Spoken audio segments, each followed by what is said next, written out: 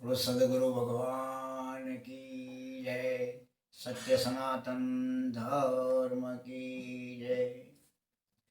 તો આ શબ્દ ચટકો લાગ્યા વિના અને ક્યાંથી રીજે કીર્તાર પણ જો ઈયળમાંથી આ ભમરી બને તો આ નરને કેટલી વાર આ શબ્દના માર્યા મરી ગયા અને શબ્દે છોડ્યા રાજ પણ જેને જેને બાપા શબ્દને આ વિચાર્યા એના સુધર ગયા કાર.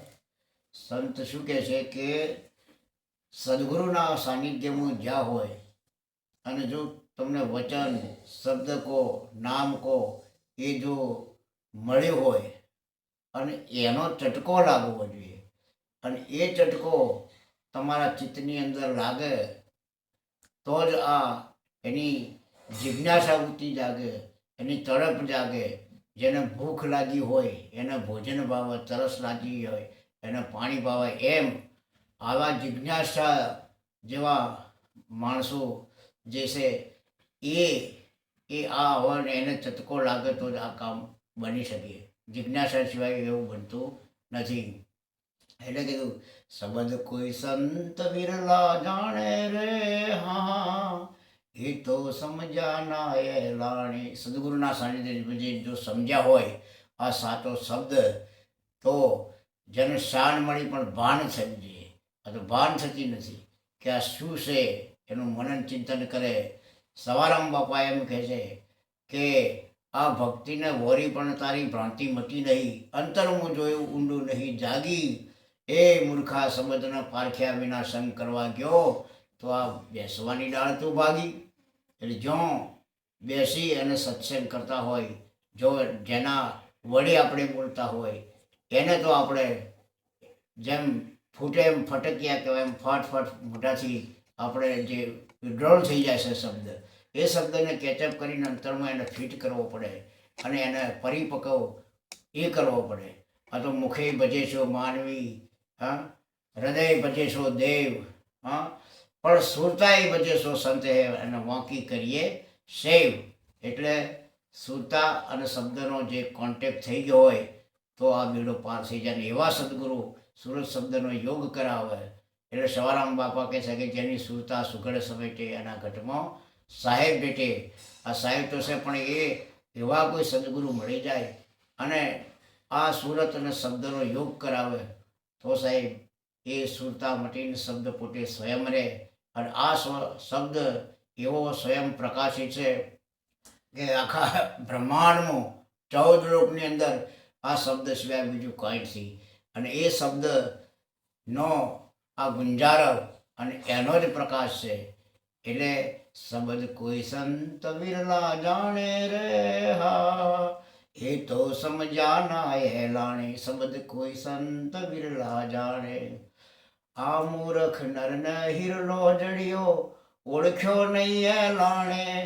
મૂર્ખ નરને હિરલો જડિયો ઓળખ્યો નહીં એ લાણે.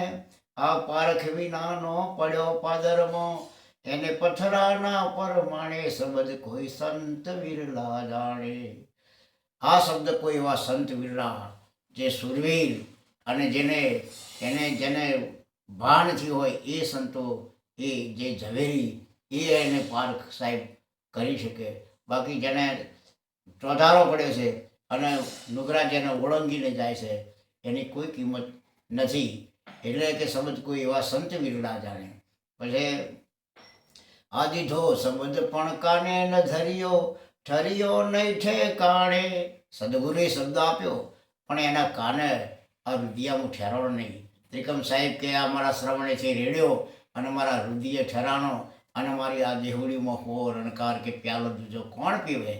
હા, એ ઠેરાઈ જવો જોઈએ સાહેબ. આ તો ઠેરાતો નહીં, સ્થિર થવો જોઈએ.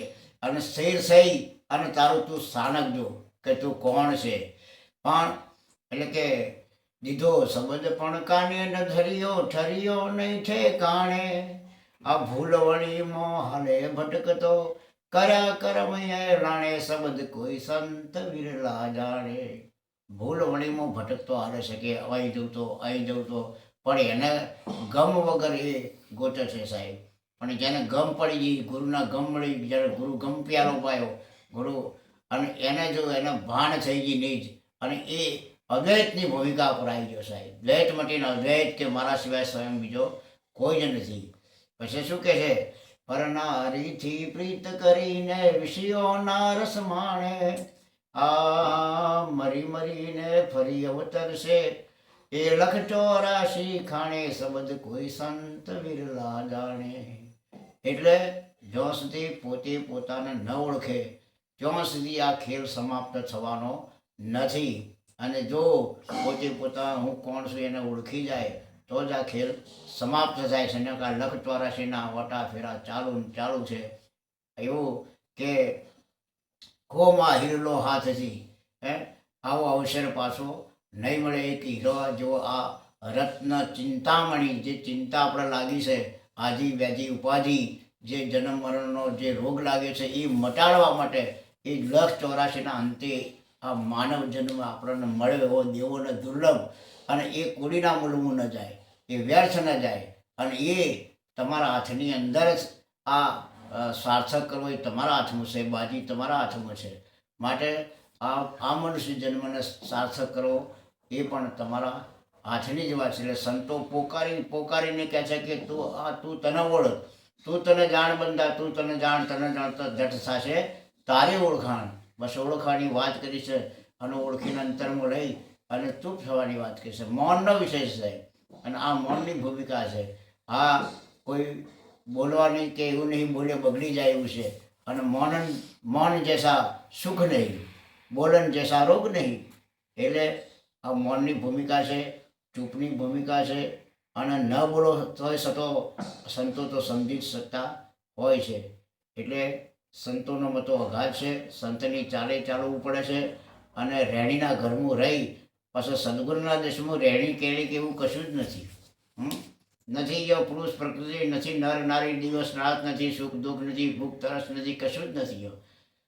ત્યાં આઠે પરવશ નિજાનંદ, પોતાની મસ્તી, આનંદ આનંદ આનંદ સિવાય કશું જ નથી. અને એ એવા દેશની અંદર જો આપણા જે નિજ ઘર, આપણું જે નિજ ધામ, અહીંયા આપણે જો જતા રહીએ તો આ તો પરદેશ છે. તોરણે કીધું જાડેજા, આ પરદેશમાં સગું નથી આપણું, અને પરદેશીને હારે આપણે પ્રીત ન કરાય. કોઈ એવા દેશી મળી જાય આપણા દેશના તો એનાથી આપણે આવડા જ કરાય. તોરણ કે આ કાળો થઈ કે આ વણતું ન કરીએ, આપણું મંડળું માને ત્યાં જઈને મળીએ. એટલે સાહેબ મહાપુરુષના સંગમાં અને સાનિધ્યમાં સતત રહેવું પડે છે. અને આપણો અભ્યાસ સતત ચાલુ રાખવો પડે છે. આપણે અભ્યાસ હોય તો જ આ જે વસ્તુ છે એ સચવાય છે. ને કે સાહેબ આવા સચવાવી બહુ કાઠી છે. એટલે મહાપુરુષના સાનિધ્યમાં સતત રહેવું.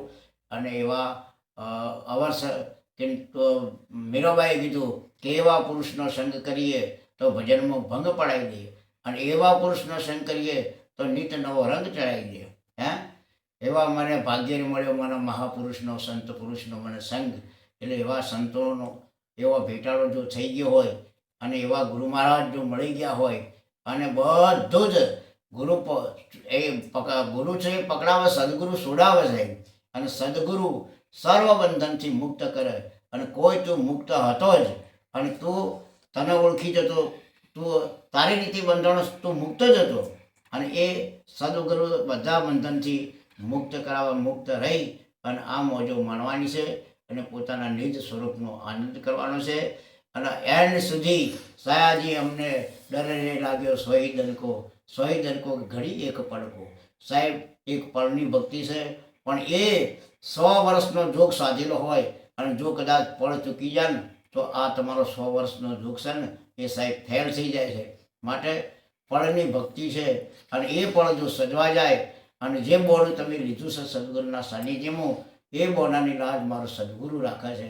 અને પ્રભુએ તે કીધું છે કે ભક્તોની ભીડે હું ક્યારે નથી આવ્યો. એ દાવો મારી કહે છે કે હું આવ્યો જ છું. સેના ભગતની સેનામાં હું સળીદાર કહેવાયો. કબીર સાહુ પેલા જ્ઞાન કથામાં ગાડો ફરીને આવ્યો. ધના ભગતના જે પેલા રેતીવાઈ અને ઘઉંનો ગાળો ભરીને હું આવ્યો. એટલે દરેકને નરસિંહ મહેતાની ઊંડી સ્વીકારી, મીરાબાના ઝેર પીધો, પ્રહલાદની મેં પ્રતિમા પાડી. એટલે અનેકની વારી આવે છે. અને સવારામ બાપા પણ એની સાક્ષી કરે છે કે સાતાની સંગાથે વાળો મારો કરે છે વાતું. એટલે અત્યારે પણ સાત એટલે કબીર સાહેબની ટ્રીક છે કે સાત સમાન જૂઠ સમાન પેલો પાપ સમાન જૂઠ નહીં, સાત સમાન તપ નહીં. અને જેના હૃદય અંદર સાત છે એના હૃદય આપશે. એટલે પ્રભુ જેના હૃદયની આ સદગુરુનો શબ્દ છે એ સાચો, એ સત્ય છે અને એ રાખેલો તો એના હૃદયનું આઠે પર આનંદ છે. અને સદગુરુ એના ઘટમાં બિરાજમાન છે. કારણ કે પેલું તો અદ્રશ્ય છે. એ અદ્રશ્ય શક્તિને તમે દ્રશ્યમાં લાવીને એટલે એ અદ્રશ્ય શક્તિ આ ઘાટે આવી છે, ઘાટવાળી એ આ ઘાટે આવી છે. અને ઘાટે આપણે એનું પૂજન કરીએ છીએ, તિલક કરીએ છીએ, કંકુ ચોખા ચડાવીએ છીએ, ફુલાર ચડાવીએ છીએ, ભેટ પૂજા કરીએ છીએ, એમને જમણવાર કરીએ છીએ, એમના ચરણ પૂજીએ છીએ, પગ ધોઈને પાવના ચરણ ધોઈને આપણે એને ચણામત લઈએ છીએ. કેમ કે પેલી વસ્તુ તો પણ એ જ વસ્તુ આ ઘાટે આવી અને આપણને આ જ્ઞાન પીરસી રહી છે. અને ઠામો ઠામ સંતો અત્યારે હરતું ફરતું તીરથ છે. અને સંત એ પરમાત્માનું સ્વરૂપ છે. હરિગુરુ સંત એક જ સ્વરૂપ છે. અને એવા સંતોના સાનિધ્યમાં જઈ ઝટપટ હું કોણ છું, હરિ કેવા છે ને મારું સત્ય સ્વરૂપ છે, આટલું જો ઓળખાઈ જાય તો આપણો આ ભવસાગર સહેજે સહેજે પાર થઈ જાય. અને એવું નહીં કે જેસલ જાડેજાને કેવો કર્મો હતો પણ સાહેબ એ કર્મો એને એ જ જન્મારામાં પૂરો થઈ ગયો. કરોડો ગુના કર્યા હોય પણ સદગુરુ મારા માફ કરનાર સમર્થ છે. એટલે કર્મ અકર્તાના ઘરમાં જ્યાં તો સાહેબ કર્મો પર પણ મેઘ મરાઈ જાય છે. એટલે આજે આટલું કહી અને મારી વાણીને વિરામ. બોલો સદગુરુ ભગવાન કી જય.